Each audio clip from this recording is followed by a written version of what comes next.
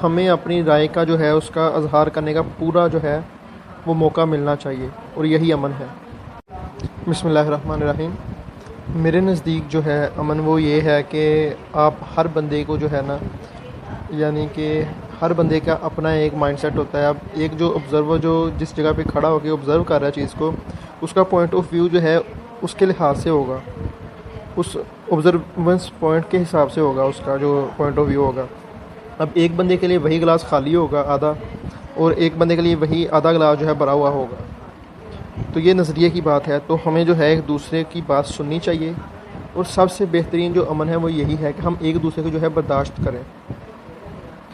हम किसी दूसरे पर जो है अपनी बात को थोप नहीं सकते।